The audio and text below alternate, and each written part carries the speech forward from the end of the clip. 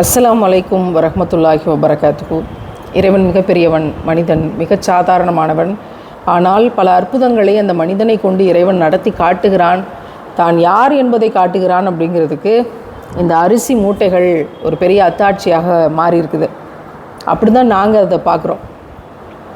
விருந்துக்கு வாங்க அப்படிங்கிற ஒரு நிகழ்வு. எல்லோரும் நம்ம எதுக்கு விருந்து போடுவோம்? கல்யாணத்துக்கு விருந்து போடுவோம், வீட்டு விசேஷங்கள் அப்படிங்கிற பேரில் நம்ம பல விசேஷங்களை நடத்துகிறோம். இதெல்லாம் ஆகுமா ஆகாதானே தெரியல. ஆனால் எல்லாரையும் ஒன்று கூட்டி நம்ம சொந்தக்காரங்களுக்கு, நம்முடைய நண்பர்களுக்கு, தோழமைகளுக்கு விருந்து போடுவோம். என்ன மாதிரி விருந்து? நமக்கு பிடிச்ச biryani, mutton biryani, chicken biryani, beef biryani, பலதரப்பட்ட பிரியாணிகள். அப்படி இல்லைன்னா அதை விட்டால் அடுத்த சாய்ஸில் இருக்கிறது நெய்ச்சோறு தால்ச்சா. எனக்கு கடலூர் மாவட்டத்தினுடைய நெய்ச்சோறு தால்ச்சா ரொம்ப ஃபேவரேட்.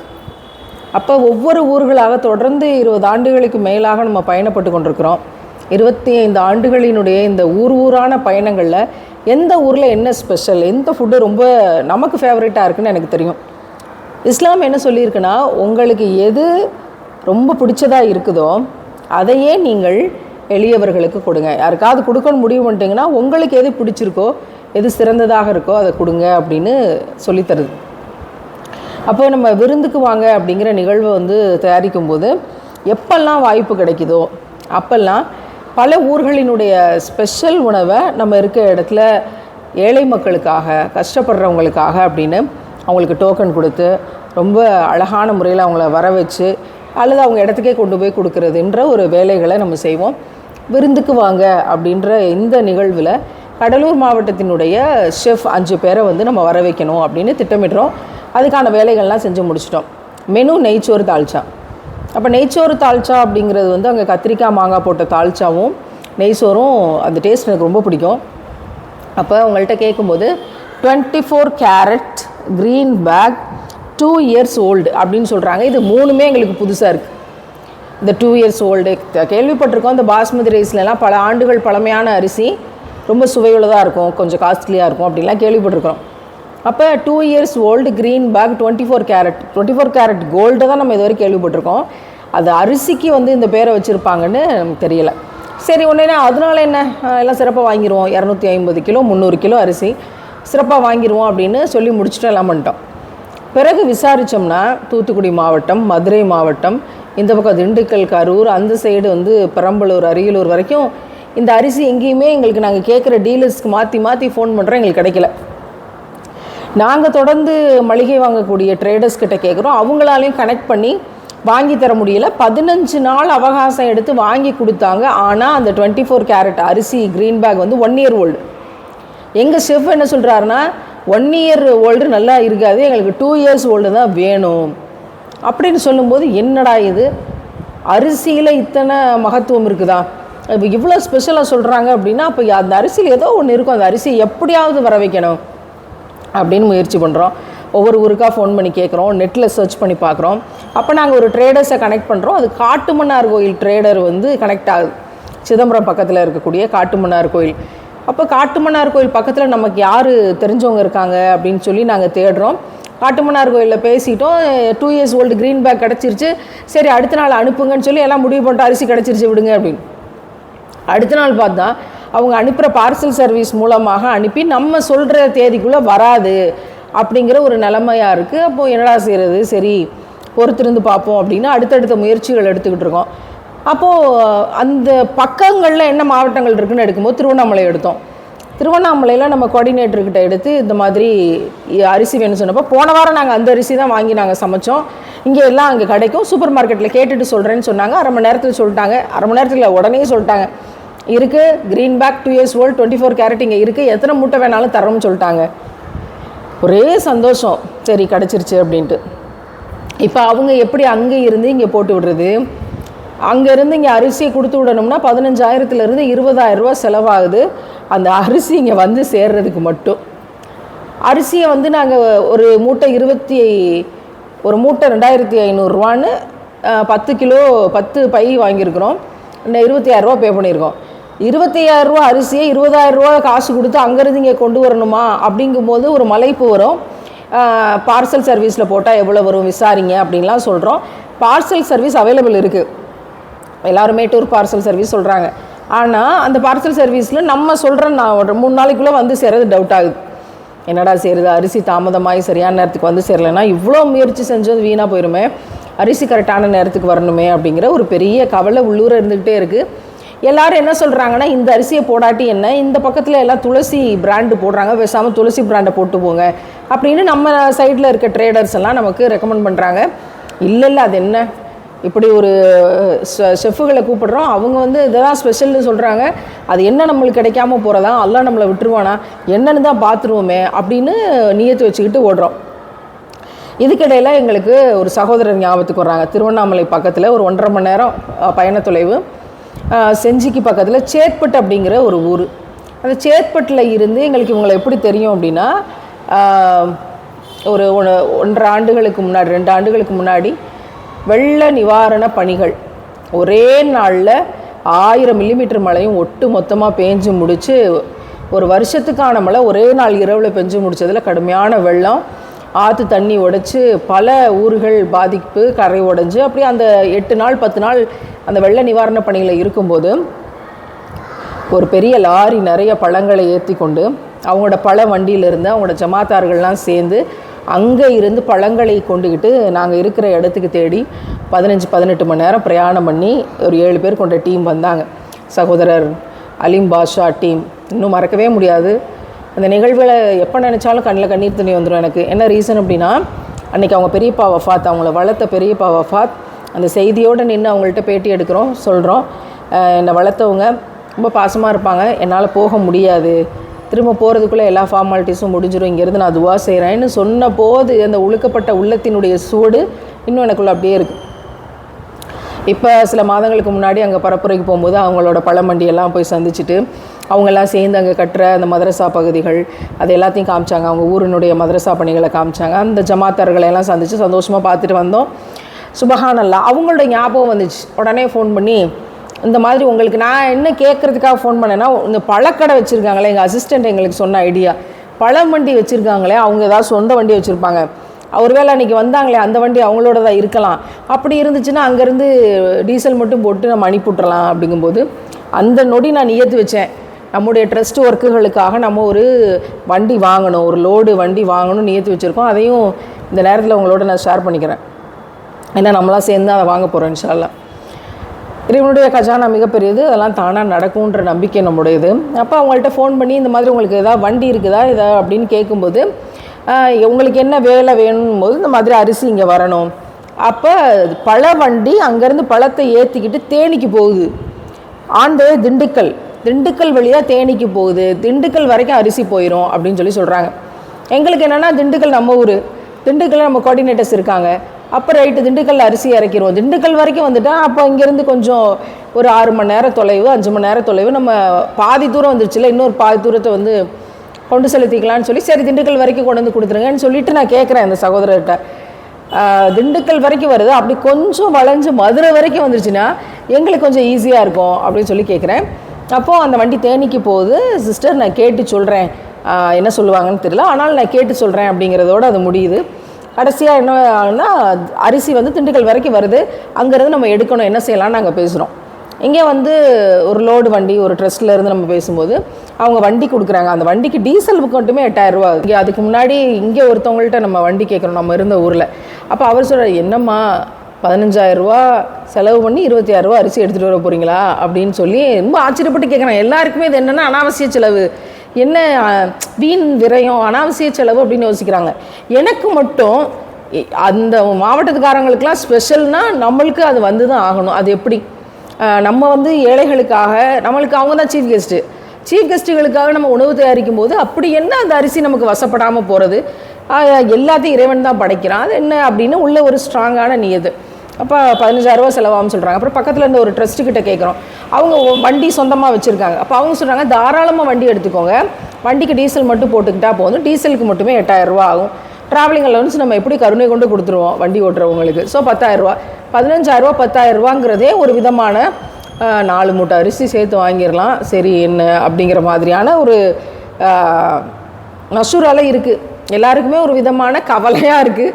10,000 15,000 வண்டி கொடுக்கணும் அப்படிங்கிறதுல. சரி என்ன செய்கிறது அப்படின்னு போயிட்டுருக்கு. இப்போ வரைக்கும் வெள்ளிக்கிழமை இரவு தான் திண்டுக்கலுக்கு அரிசி வருது. அதனால் அதுக்குள்ளே எதாவது பேசி முடிப்போம்னு சொல்லி எங்களுக்கு தெரிஞ்ச ஒரு ஆட்டோ டிரைவர் அந்த சகோதரர்கிட்ட கேட்குறோம், நீங்கள் போய் எடுத்துகிட்டு வரீங்களா? அவர் தேனிக்கெல்லாம் ஆட்டோலேயே போவார், கன்னியாகுமரிக்கு 2 வீலர்லேயே போவாங்க ஃபேமிலியோட, அந்த மாதிரியான ஃபேமிலி. ஸோ அதனால் அவங்கள்ட்ட கேட்குறோம், நீங்கள் போய் எடுத்துகிட்டு வரீங்களா அப்படிங்கும்போது சரின்ட்டாங்க. சிஸ்டர் நான் போய் எடுத்துகிட்டு வரேன். சரி ஓகே, எவ்வளோ செலவாகும்? 3000 செலவாகும் பார்க்கலாம். ஆனால் அரிசி மூட்டையை ஏற்றிட்டு வர்றதில் சில சிக்கல் இருக்குது, என்ன செய்யலான்னு பார்க்கணும், டோல் இத்தனை இருக்குது அப்படின்னு ஒரு வழியாக பேசி சரி இப்போ எடுத்துகிட்டு வந்துடுவோம் அப்படிங்கிற ஒரு முடிவுக்கு வர்றோம். இது எல்லாமே ஏழைகளுக்கு சிறப்பு உணர்வு. நம்ம நேசிக்கக்கூடிய இந்த மக்கள், குரானின் மீது கொண்ட நேசம், அதுக்கான இந்த பணி, அல்லாஹ்வின் திருமுகத்துக்காக நம்ம செய்யக்கூடிய பணி. அப்போ எல்லாமே பேசி வச்சு ஒரு வழியாக முடிஞ்சிருது. பேசி வச்சுருக்கோம். அப்படி இதுக்கிடையில் டியூஷனுக்கு போன பிள்ளை கீழே விழுந்து அடிபட்டு சைக்கிள் ரிப்பேர் ஆகுது. சரி என்னடா இது காயத்தோட பிள்ளை வந்திருக்கானே அப்படின்னு சொல்லிட்டு அது கொஞ்சம் கவலையாகி சரி ஓகே அப்படின்ட்டு அந்த சைக்கிளில் நாங்கள் பக்கத்து ஊருக்கு ஒரு 1.5 மணி நேரம் பயணம் பண்ணி திருநெல்வேலிக்கு அனுப்புகிறோம். திருநெல்வேலிக்கு போயிட்டு இந்த சைக்கிளை ரிப்பேர் பண்ணுறதுக்காக அனுப்பணும் அப்படின்னு சொல்லி அந்த ஆட்டோவில் சைக்கிளை ஏற்றி விட்டு நம்ம அனுப்புகிறோம். அதோட பார்ட்ஸ் எதுவுமே இங்கே கிடைக்கல, அடுத்த மாவட்டத்துக்கு தான் போகணும், அதனால் அனுப்புகிறோம். ஆட்டோவில் வச்சு சைக்கிள் போயிருச்சு திருநெல்வேலிக்கு. இப்போ நாங்கள் பசியாற்றுவோம் கூடத்தில் வாரம் சமைக்கக்கூடிய பணி, மக்களுக்கு சமைக்கக்கூடிய பணியை செஞ்சுக்கிட்டு இருக்கோம். சிறப்பாக சிக்கன் பிரியாணி ஓடிக்கிட்டு இருக்குது. இதுக்கு நடுவில் ஃபோன் வருது. யார்கிட்ட இருந்தனா சேத்பட்டோட அலிம்பாஷாட்டிருந்து ஃபோன் வருது, சிஸ்டர் இந்த மாதிரி திருநெல்வேலியில் எங்களோட ரிலேட்டிவ் வஃபாத் ஆகிட்டார், எங்கள் அண்ணன் அப்துல் ரஹீம் அங்கே வர்றாரு, திருநெல்வேலிக்கு வர்றாரு, சிஸ்டர் இந்த மாதிரி அரிசியை கொண்டு போய் திண்டுக்கல்லில் கொடுக்க சொல்லியிருக்காங்களே, நானே கொண்டு போய் திருநெல்வேலியில் கொடுத்துறவான்னு கேட்குறாங்க, நீங்கள் என்ன சொல்கிறீங்க அப்படின்னோடனையும் அடாடாடாடா லட்டு கையிலே கிடைக்கிற மாதிரி இருக்கும்போது நம்ம என்ன சொல்கிறது. அப்போது நான் மதுரை வரைக்கும் தான் வண்டி வர முடியுமான்னு கேட்டேன். இப்போ மதுரையெல்லாம் தாண்டி திருநெல்வேலி வரைக்கும் வண்டி வந்துருச்சு, நமக்கு 1 hour டிஸ்டன்ஸு. ரொம்ப சந்தோஷமாயிருச்சு. சரி தாராளமாக கொண்டு வந்துருங்க, நாங்கள் ரிசீவ் பண்ணிக்கிறோம் அப்படின்னு சொல்லி திடீர்னு ஞாபகம் வருது, சைக்கிளில் திருநெல்வேலிக்கு தான் அனுப்பிவிட்ருக்கோம் அப்படின்னா அந்த ஆட்டோ டிரைவரை கூப்பிட்டு கேட்போம் அப்படின்னா நான் ஜும்மா தொழுக போகிறேன், வெளியே வந்தோடனே உங்களுக்கு ஃபோன் பண்ணி எடுத்துகிட்டு வந்துடுறேன்னு சொல்லி ஜும்மா தொழுதுட்டு வெளியே வந்த உடனே அடுத்த தெருவில் தான் அவங்க அரிசி மூட்டையோடு இருந்துருக்குறாங்க. அழகாக ஆட்டோவில் ஏற்றிக்கிட்டு அந்த சைக்கிளை விட்டுட்டு அரிசி மூட்டை ஏற்றி கொண்டு நமக்கு ஜும்மா பொழுதுக்குள்ளேயே நம்மளுடைய இடத்துக்கு அரிசி மூட்டைகள் இறங்கிடுது. ஞாயிற்றுக்கிழமை இரவாச்சும் வந்துருமா அப்படின்னு யோசிச்சுக்கிட்டு இருந்த அந்த அரிசி பையன் வெள்ளிக்கிழமை மத்தியான பொழுதுலேயே நம்மளுடைய கைகளுக்கு சிறப்பாக வந்துடுது. அப்போ அந்த சைக்கிள் கீழே விழுந்தது, அங்கே அடிபட்டுச்சேன்னு கவலைப்பட்டது, அந்த சைக்கிளை திருநெல்வேலிக்கு ஏற்றி விட்டது, இது எதுவுமே சைக்கிளுக்கானதாக தெரியலை. ஏழைகளுக்காக நம்ம இந்த உணவு தயாரிக்கணுன்ற பணிக்காக நம்ம மனசில் ஒரு ஆழமாக நியத்து வச்சுருந்துக்கோமே. இப்போ இதெல்லாம் அதுக்காக தான் நடந்துச்சா? இது இப்படி ஒரு கோயின்சிடென்ஸ் எப்படி நடக்குது? முதல் அரிசி கிடைக்கல, பல இடத்துல தேடுறோம், அரிசி கிடைக்கல. 1 வருஷம் அரிசி கிடைக்குது, 2 வருஷம் அரிசி கிடைக்கல. அது பிறகு இன்னொரு இடத்துல அரிசி கிடைக்குது, சர்வீஸ் கிடைக்கல. அது பிறகு நம்ம வேறு மாவட்டங்களை தொடர்பு கொண்டு அரிசி கிடைக்குது, வண்டி கிடைக்கல. வண்டி திண்டுக்கல் வரைக்கும் வருது, அப்புறம் அரிசி எப்படி வர்றதுன்னு யோசிச்சுக்கிட்டு இருக்கோம். மதுரை வரைக்கும் கொண்டு வர முடியுமான்னு கேட்குறோம், கொண்டு வர முடியலை. பிறகு அங்கேருந்தே ஃபோன் வருது, உங்கள் ஊருக்கே நாங்கள் கொண்டு கொடுத்துடட்டுமா? இதை நீங்கள் எப்படிங்க பார்ப்பீங்க? இது எப்படி நீங்கள் பார்ப்பீங்க? அவங்க இறக்குற அரிசி மூட்டைக்கும் நம்ம அனுப்பின ஆட்டோவுக்கும் அடுத்த தெருவிலே இருந்து அழகாக கொண்டு நம்மளுக்கு இறக்கி தர்றாங்க. இறக்கி தந்த சகோதரர் அந்த ஆட்டோ டிரைவர் அப்போ தான் ஹாஸ்பிட்டல் அது இதுன்னு எக்கோ டெஸ்ட் வரைக்கும் போயிட்டு ஒரு வழியாக கடந்து வந்தாங்க. அதெல்லாம் ஒவ்வொரு மூட்டையும் தோளில் தூக்கி போட்டு ஒரு மனிதராக ஏற்றி கொண்டு இங்கே அடுக்கி வச்சுட்டு போகும்போது எனக்கு எவ்வளோ காசு தருவீங்கன்னு கேட்கல, சிஸ்டர் ஜஸாக்கல்லா ஹைரான்னு சொல்லிட்டு போகிறார். நாங்கள் தான் அவருக்கு சொல்லணும், அவர் எங்களுக்கு சொல்லிட்டு போகிறார். ஏன் அல்லாவோட பாதையில் இப்படி ஒரு அரிசி பையன் இந்த தோளில் தூக்கிறதுக்குரிய பாக்கியத்தை எனக்கு நீங்களே இன்றைக்கி தந்திருக்கீங்க, ஜஸாக்கல்லா ஹைரான்னு சொல்லிட்டு போகிறோம். என்னங்க இந்த உலகம் மாடல் ஆஃப் த ஹெல் அப்படின்னு அடிக்கடி சொல்லுவேன். இந்த உலகத்தில் நம்ம அப்படி தான் வாழ்ந்துக்கிட்டு இருக்கோன்னு. ஆனால் இறைவன் நாடினால் நல்லவங்களாம் எங்கே இருக்காங்கன்னு கூகுள் மேப்பில் ஒரு மேப் போட்டு வழித்தடம் பாயிண்ட் போட்டு கொடுக்கும்ல, அது மாதிரி நல்லவர்களையெல்லாம் பாயிண்ட் போட்டு எல்லாம் இணைச்சி கொடுப்பாங்கிறதுக்கான ஆகப்பெரிய விட்னஸ் இன்றைக்கி நடந்திருக்குது. இந்த அரிசி வேண்டாம், இப்போ என்ன சாதா அரிசியை போட்டு போவோம் அப்படின்னு சொல்லும்போது நான் மனசில் வச்ச நியத், த பெஸ்ட்டுன்னு எது இருக்கோ அந்த பெஸ்ட்டை வந்து நம்ம ஏழைகளுக்கு, நம்ம கஷ்டப்படுறவங்களுக்கு கொடுக்கணும், கொடுத்து அழகு பார்க்கணும். அதுதான் விருந்து.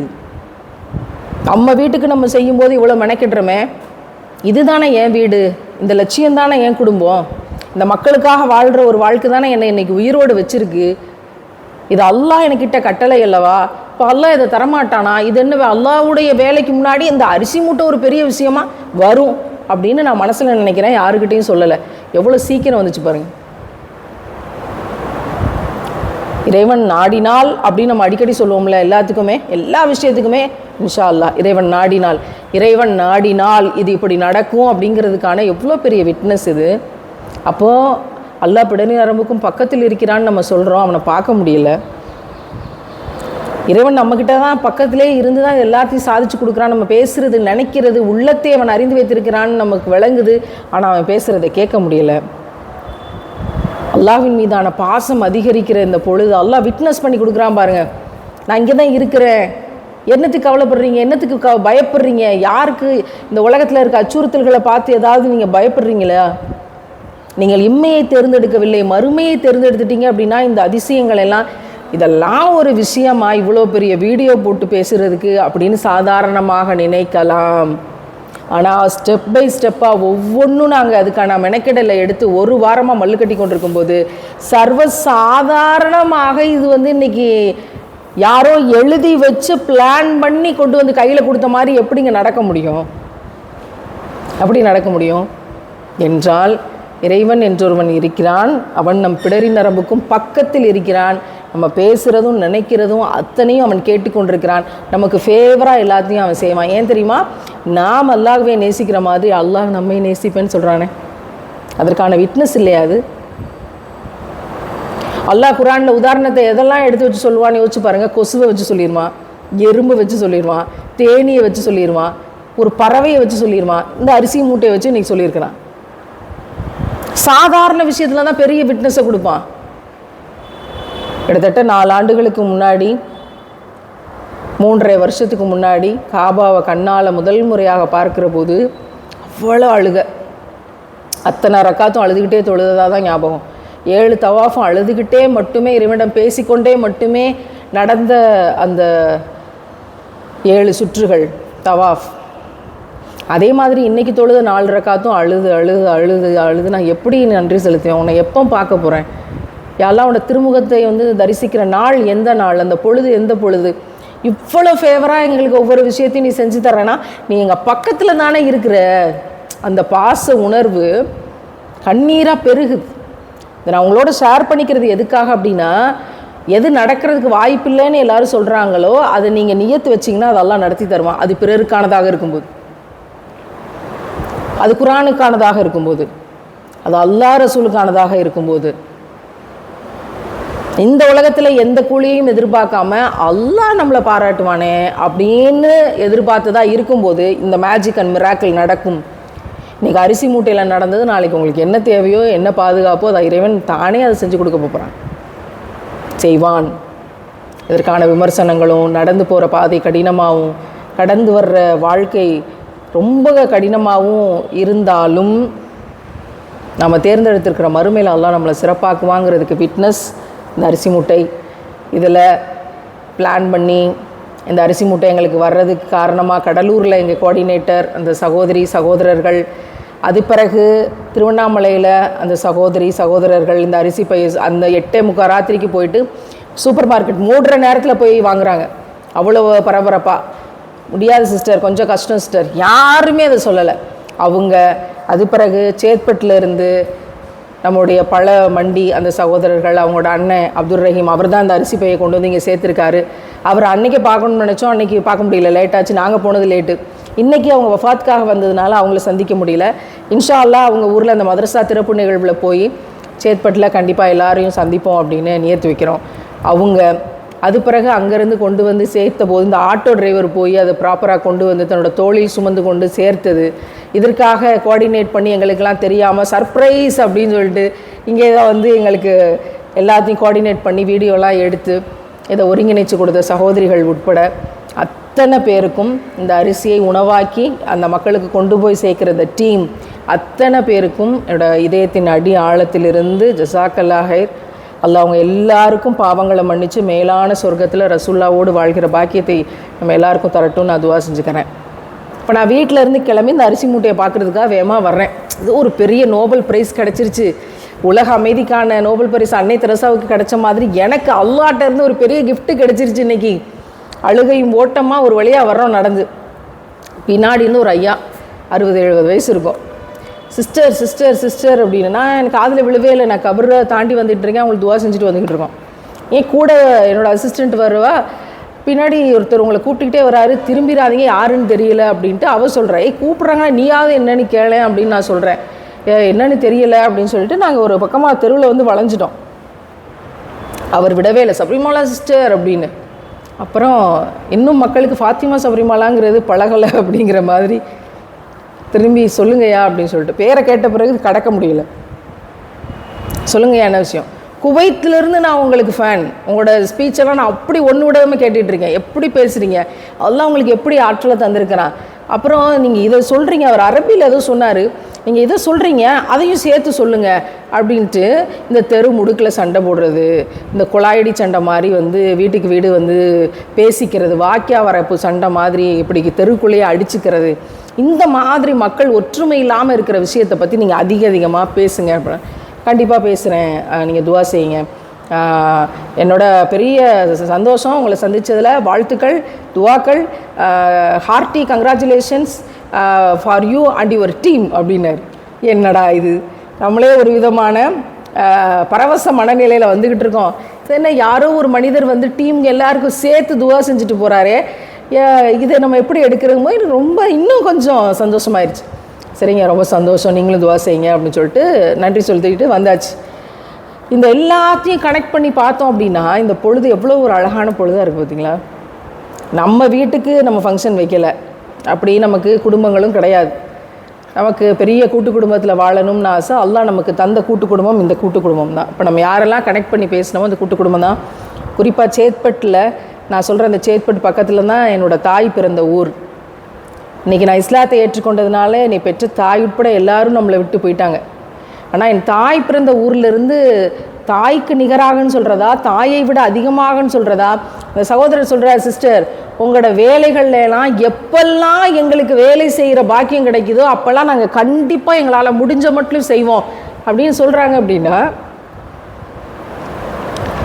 பெற்ற தாயும் உடன் பிறந்தவர்களும் யாரெல்லாம் ரொம்ப நேசித்தோமோ அவங்க எல்லாரும் நம்மளை வேண்டான்னு தூக்கி போட்டுட்டு போகும்போது யாரென்றே தெரியாத இந்த சகோதரர்கள்லாம் உங்கள் பணியில் எங்களுக்கு எப்பெல்லாம் வாய்ப்பு கிடைக்குதோ அப்போல்லாம் நாங்கள் கண்டிப்பாக வந்து நிற்போன்னு சொல்கிறாங்க. பார்த்தீங்களா, இந்த பாசத்தையும் இந்த உரிமையையும் இந்த நேசத்தையும் நம்ம எப்படி ரிசீவ் பண்ணிக்கிறது, நம்ம என்ன அவங்களுக்கு திருப்பி செய்கிறதுன்னு நினைக்கும்போது அவங்க துவா செய்கிறத தவிர நம்மக்கிட்ட வந்து வேறு எதுவுமே இல்லை. அவங்க எல்லோரும் நல்லா இருக்கட்டும், ஈருலக வெற்றி அடையட்டும் நம்ம துவா செய்கிறோம். இதுதான் எனக்கு இஸ்லாம் கொடுத்த கிஃப்ட். இஸ்லாத்துக்கு போய் நீங்கள் என்னத்தை அடைஞ்சிங்க அப்படின்னு கேட்குற கேள்விக்கு பதில் இந்த கண்ணீரும் இந்த பாசமும் தான். யார் அவங்க எனக்கு தெரியாது, என்னை வந்து அவங்களுக்கு எப்படி தெரியும், இந்த வீடியோஸ் வழியாக அவங்க இந்த பணிகள் செஞ்சுருக்காங்கன்னு தெரியும், வேறு ஒன்றும் தெரியாது. அல்லாவுக்காக நேசிக்கிற இந்த நேசம் இருக்குது பார்த்தீங்களா, உலகத்தையே நிகராக திராசில் வச்சு கொடுத்தாலும் வாங்கவே முடியாது. இந்த நேசத்தை, இந்த அன்பை, இந்த டெடிக்கேஷனை, இந்த தியாகங்களை அன்னைக்கு வந்தப்பையும் வெள்ள நிவாரணத்தில் வந்தப்பையும் பெரியப்பா வஃபாத், இன்றைக்கி இந்த பணிகளுக்காக வந்தபோதும் ஒருத்தர் வஃபாத். மரணங்களை தாண்டி அல்லாவுக்கான பணி செய்யக்கூடிய இந்த குடும்பங்கள் நல்லா இருக்கணும். இதெல்லாம் பெரிய பெரிய பெரிய படிப்பினைகள். எல்லோரும் ஒரு நாள் கபருக்கு போதான் போகிறோம். இருக்க வாழ்க்கையில் அல்லாஹ்வின் மீது கொண்ட நேசத்தினால் ஏழைகளுக்கும் அனாதைகளுக்கும் சிறைப்பட்டவருக்கும் நம்ம என்ன செய்ய போகிறோம், செஞ்சுக்கிட்டு இருக்கோங்கிறது மட்டும்தான் நம்ம கொண்டு போக போகிற அருட்கொடைகள். அதனால் இந்த விஷயங்களையெல்லாம் கனெக்ட் பண்ணி பார்க்கும்போது அதிகமாக நான் எல்லா சகோதர சகோதரிகளுக்கும் நன்றி செலுத்துகிறேன். விலை கொடுத்து வாங்க முடியாத நிம்மதியை எனக்கு இஸ்லாத்தினுடைய அந்த சகோதர சகோதரிகள் தந்திருக்கிறார்கள். யாரெல்லாம் அதை உன்னுடைய மன்றத்தில் நான் சாட்சி சொல்லக்கூடிய பாக்கியத்தை எனக்கு நீ தரணும் அப்படிங்கிற கோரிக்கையையும் வைத்தவளாக மறுபடியும் எல்லாருக்கும் நன்றி செலுத்துகிறேன். இந்த காணொளியை பார்க்கக்கூடிய எல்லாருக்கும் நான் எதன் வழியாக சொல்லிக்கிறது என்னென்னா, ஸ்ட்ராங்காக சந்தேகமே இல்லாமல் நம்பிக்கை கொள்ளுங்கள்.